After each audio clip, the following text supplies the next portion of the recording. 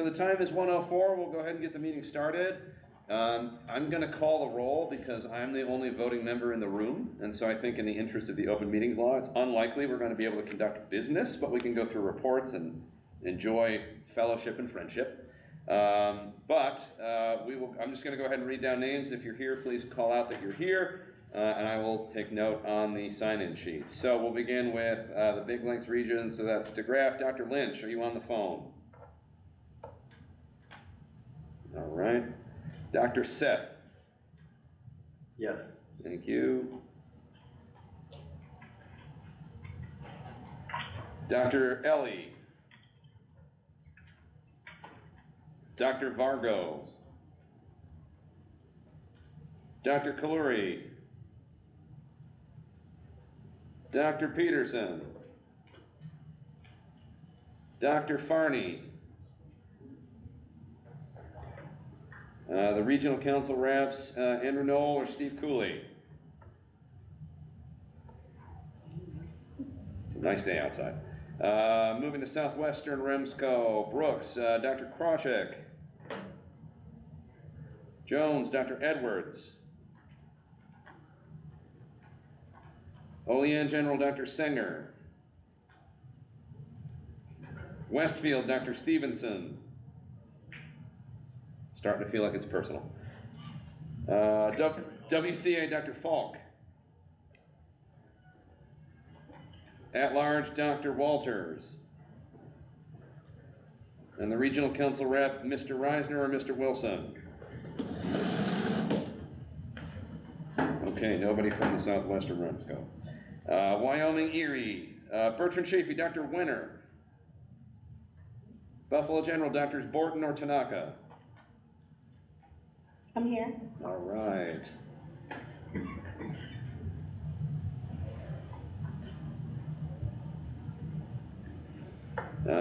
Buffalo Mercy, Dr. Cosgrove. ECMC, Drs. Clemency or Bart? Kenmore Mercy, Dr. Martin. The Mercy Ambulatory Care Center, Dr. Mangione. Here. Very good, sir. Thank you. Dr. Ryan. Okay. All right. Oshai, Drs. Kenyon or Killian? Jeremy's on today. Oh, both of you. Great, thanks.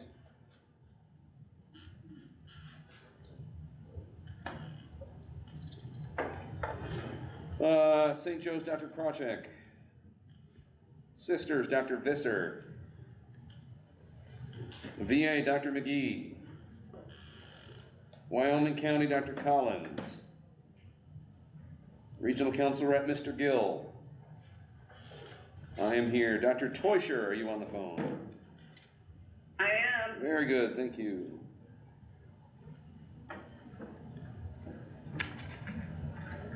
Almost done-ish. Drs. Doran and Montanelli are not here today.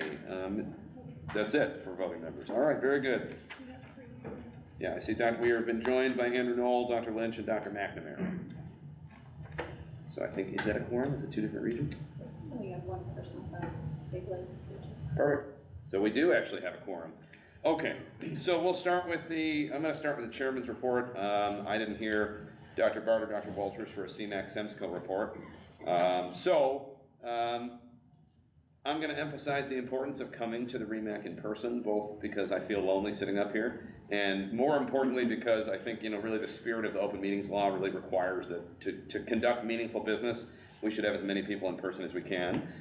We will continue to offer our remote options for those that are, our friends in the southern tier, for whom it's quite a drive to come up here for what I've tried to make sure is a very short and efficient meeting, and anybody else that is unexpectedly unavailable. But if you're able, please come and join us, and we look forward to seeing you in person in the future. EMS week is coming up, so the REMAC certainly wants to extend its genuine thanks to everybody that worked through the blizzard of 2022 and all of the things that we continue to face every day. It's a dangerous, unpredictable job, and everybody in the region conducts themselves incredibly well and professionally, and I'm very thankful for that. If there's anything the REMAC can do to help your agency or you as an individual provider, please let us know.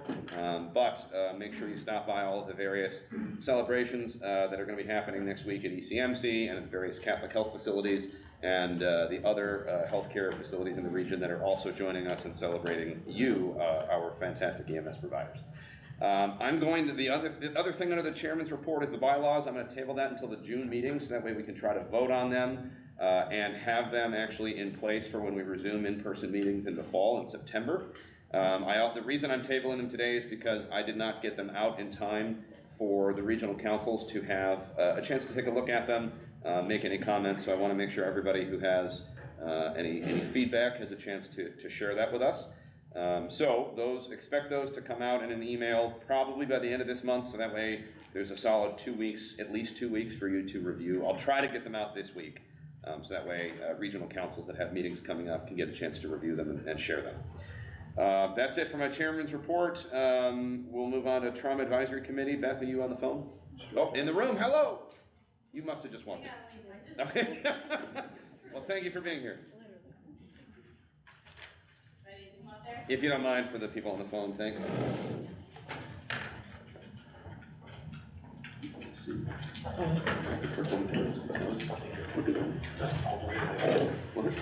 Hello, everybody.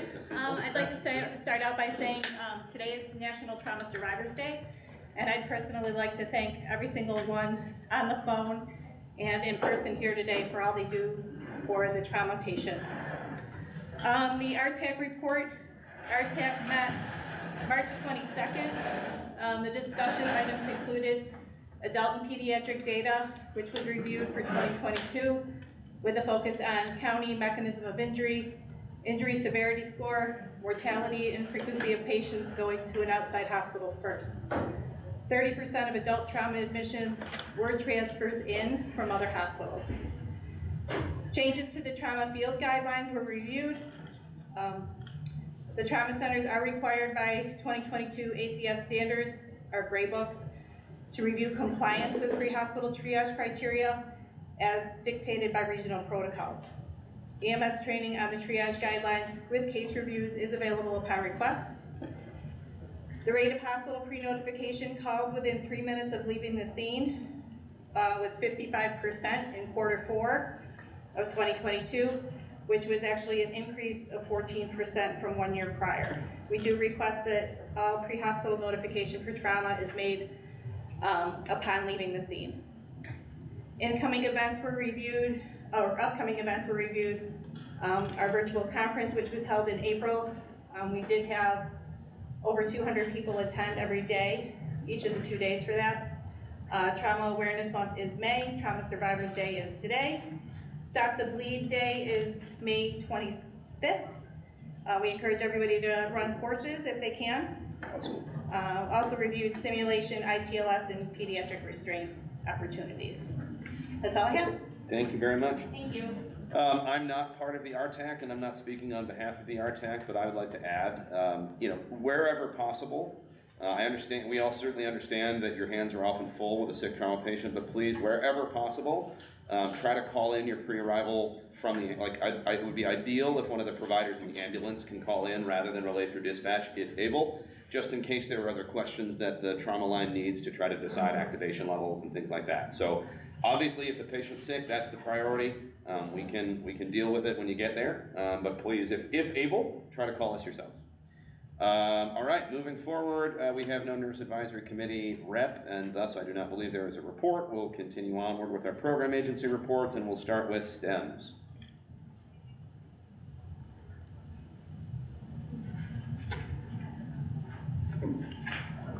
Well, we may not have one, and that's okay. Their report is attached to the agenda. I'll let you all take a look at that as you wish, but I'll accept the report on behalf of them and thank them for preparing it. UBMD and Big Legs, Rob.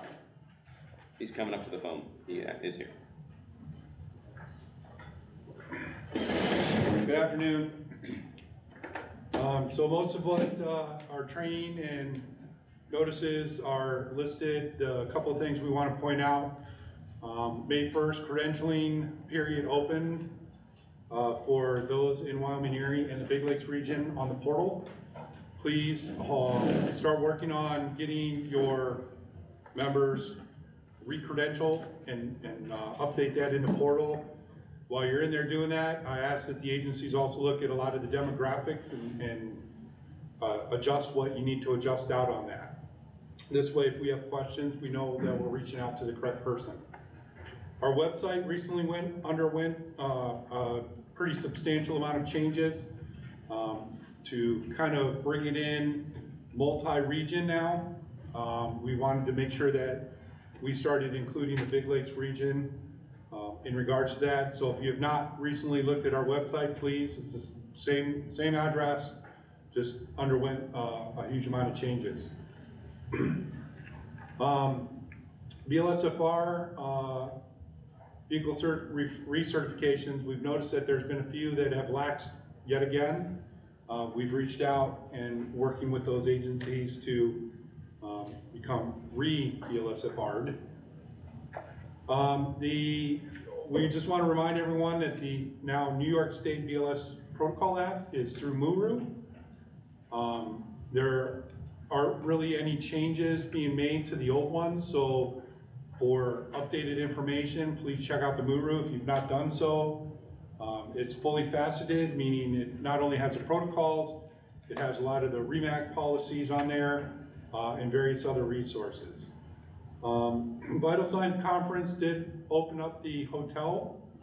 Last week at the state meeting, I had a conversation with Val. They're looking at about July for opening registration. So keep your eye on that, but if you plan on attending, please get your hotel reservation in soon, as I'm sure those are going to fill up, and it's going to be in Syracuse again this year. IGEL between both regions, we've had a numerous amount of IGEL requests go through. Currently, the way it sits, there are only 2 agencies that have been fully approved, both Rapids and Cambria up in the Niagara region. The rest of them are working on their training, and once they've completed that, they'll submit that training back to Hudson Valley REMSCO, and then they will be approved. If you're interested in who's applied, the list is on our report. The only one that isn't on there is Holland Fire Department, just recently submitted after I wrote the report, so they will be added to that. Big Lakes did have their awards dinner. All the recipients are listed in our reports. We wanted to congratulate all the winners. And then, as you may have heard, the state meeting was last week, and the next one is due September 12th and 13th in Troy. That's all I have. Thank you. We'll take a second, since EMS week is coming up next week, to actually individually congratulate all of those award winners from the Big Lakes Awards Dinner. So ALS Providers of the Year, Karen Gavin and Rob Orlowski. BLS Provider of the Year, Amy Manning. Registered Nurse of the Year, Ellen Doyle and James Honig. EMS Communications Specialist of the Year, Kiara Darrell. EMS Agency of the Year, Cambria Volunteer Fire, and EMS Educator of the Year, Sarah McCartan. So congratulations to all of those recipients on behalf of the REMAC, and thank you for all the excellent work that you have done and will continue to do. Before we move on to subcommittee reports, of which I think there will be few, looking at attendance, I neglect. Right, can we do our report? Oh, sure, I called you, we must have missed you, I'm sorry, absolutely, please. My report was included in the agenda, just a few things to point out. We wanted to thank Dr. Clemency and Dr. Seth Butler for providing a great learning experience for our paramedics program students at the cadaver lab. We still have 34 individuals in our paramedics program, and that is going well. This week we're holding a CLI course. This is a collaboration with Jefferson County and the Mid-State Program Agency. We have 11 students here at our Olean site, and they'll be done on Friday, so they're looking forward to starting their internship. As Rob said, we also have had several agencies apply for the IGEL program, so we're excited that many agencies are starting that program. And then lastly, we did switch to start using Collaboration for our annual skills for this year. So all individuals will be using that platform for skills in our region. And that's the end of my report. Thank you. Thank you very much. I inadvertently neglected to ask for approval of the minutes from the March 15th meeting. Those were included in the email for today. Since we have most people are on the phone, I would ask A, for a motion to accept them, and B, I'll just ask if there's any opposition to accepting them rather than read off 40 names. So if there's a motion from someone in the room, or Dr. Lynch makes a motion, and is there a second? Dr. McNamara? Kenyon second. Oh, Dr. McNamara and Kenyon tied for second. And great, is there any other discussion on the question? Wonderful. Any opposition to accepting the minutes? All right, they are accepted by unanimous consent. Thanks, sorry about that. Moving on to subcommittee reports. Collaborative protocols, I'm not aware of any big updates other than Rob mentioning the Muru app for BLS. Make sure you update it from time to time to get latest medical control numbers and things like that. They don't change a lot, but when they do, that's where they'll reflect. And Dr. Barton, Dr. Walters can't join us today. Dr. Walters is traveling for a conference. That brings us to QI, and I know Dr. Tanaka is on the phone. Anything from QI, Doctor? No update. Thank you. That's my phone. All right. Ad hoc Medical Direction Committee, we will plan on a vote on the drafts that we discussed last month regarding online medical direction policy, which also includes discussion about recording medical direction calls. We will send that policy out and we'll plan to vote on that at the June meeting. Dr. Walters is not here. The Interfacility Transport Committee, I know there's been some meetings since then. Todd, are you on the phone?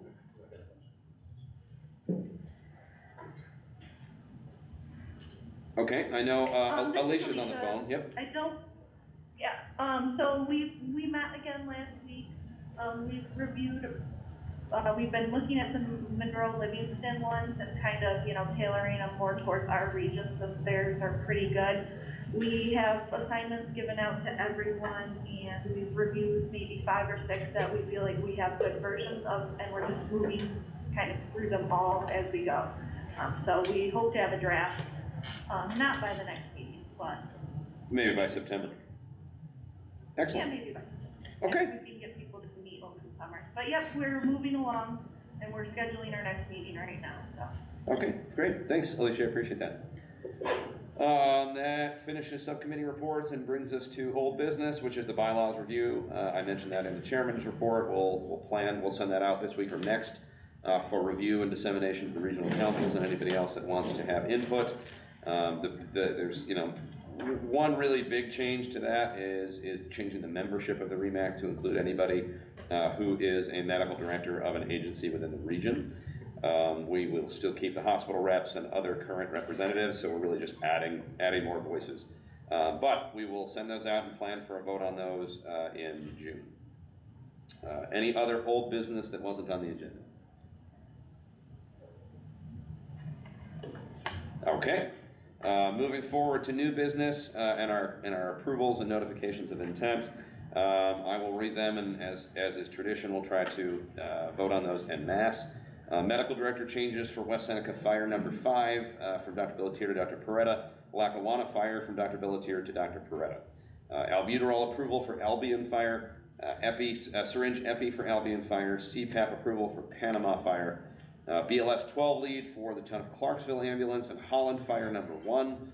And blood glucometry for SBU Medical Emergency Response Team. Is there a motion to approve all of those as a group? Motion. Second. Motion by Dr. McNamara, second by Dr. Lynch. Any opposition to accepting those changes?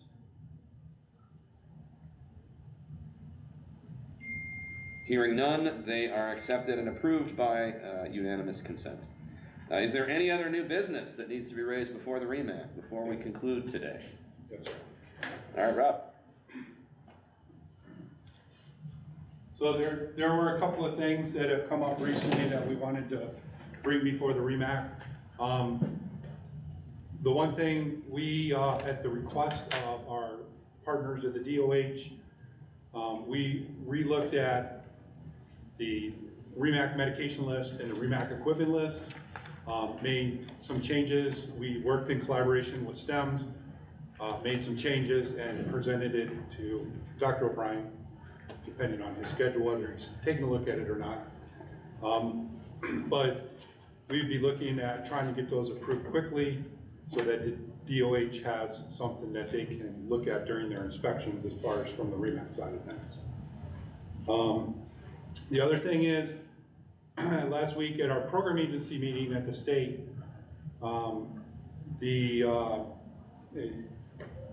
stroke people at the state level asked all the regions, all the program agencies, if there were any specific policies related to stroke destination decision-making.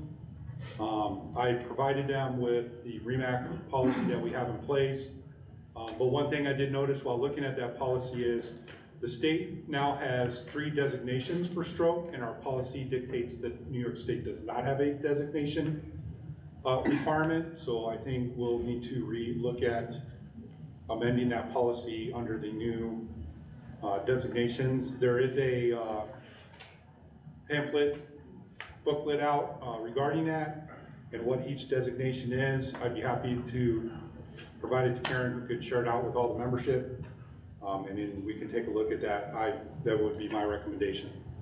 The other thing that's come up recently across a few of the agencies is regarding CFRs and blood glucometry. Currently, the way it stands, we do not require blood glucometry for CFRs. However, if you look in the protocols, it is allowable at the CFR level. So I don't know if the REMAC wants to make a position statement on that, whether for or against, until the collaborative protocols can take a look at that and decide if it was done in error or if the state council is going to let that go through. I did address it with the collaborative protocol group for them to look at that. So, 2 other things where the state has asked us to move all the REMSCOs into the boardable platform. We've been talking, Donna and Alicia, Mike and I have been talking about maybe adding a component for the REMAC membership. Right now, that's not a requirement. It would be an addition. So we would be looking for feedback in regards to that if you would want to use the boardable platform as is done at the state level. And then lastly, I want to mention to everyone that there was a lot of chatter last week about the potential of the executive order coming to an end. So we might want to take that and put it more in the front of our minds as to how that might impact agencies in the region. It'll affect it from an educational standpoint. It'll affect it from a community paramedicine standpoint. So just keep that in mind. If that's going to go through, it's going to be within the next week or so, if it's no longer renewed. So that's what we want to do. Thank you very much. So yeah, I think we'll need to look into several of those things and probably can't make decisions today. I certainly can handle revising the REMAC policy statement about destinations and correcting the stroke designations. That's an easy and easy thing to do and a pretty easy lift. I think we can talk about, at June we'll kind of conclude the academic year's business and try to address the other things that Rob brings up as well. For the record, I mean, I currently don't have a problem with anybody using finger stick glucometry. We have non-certified, non-trained people that have diabetes that do this 7, 8, 10 times a day, and I don't really see a reason if the state has, if the collaborative group and the state have felt that's appropriate, I have no reason to think that that's not appropriate. Is there any other discussion on that? Okay, so this isn't it's not a formal issue, but maybe in June, if that hasn't been resolved by the collaborative group in the state, then we can certainly take a position on doing that, which I anticipate would be a statement of support. In the meantime, I would say, the use by any EMR agency that wants to, that has, filled out some papers or sent us a notice that they would like to do that, I would expect to issue an interim approval for them in the meantime, and then we can discuss it again at the June meeting. Any other new business? I thought I saw another hand go up. Beth? Just a question before the group. On my way over here today, I saw some new DOT signs on the 33 approaching the 90 saying that there's nightly closures of the ramps to the 90. Anybody know how, I don't even know if they reopened the nightly closures from downtown to close to the hospitals.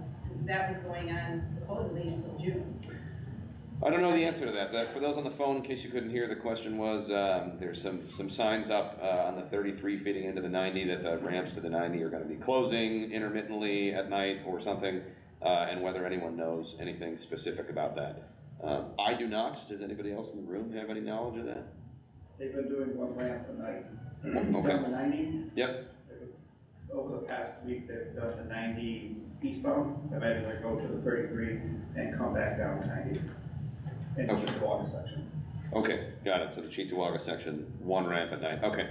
So, please try to take that into account. Obviously, if one of the program agencies becomes aware of specifics, we'll certainly disseminate those. And I would ask that anybody that does become aware of specifics, please share them with the program agencies, so that way they can be disseminated to crews and try to minimize transport disruptions, or unexpected transport disruptions, rather. Anything else? Sure. Just quick from Catholic Health, for next week, our grab-and-go lunches and dinners for the EMS providers. Monday will be St. Joe's, Tuesday will be Kenmore, Wednesday will be Sisters, Thursday will be Mercy, Friday will be Mount St. Mary's, and lunches from 12 to 4, and dinners are from 5 to 9. 12 to 4 for lunch, 5 to 9. Got it. Thank you very much. Grab-and-go dinners, so the agencies shouldn't have your trucks out of service going through a buffet. Appreciate that. Anything else? All right, hearing no further business before the REMAC, I would entertain a motion to adjourn. Go ahead. Dr. Teuscher, is there a second? Kenyon. Dr. Kenyon, all right, excellent. The business is concluded today. Thank you all for coming. I look forward to seeing more of you in June and even more in September when it's not so pretty outside. Be safe, enjoy EMS week. Thank you for all you do and have a wonderful day.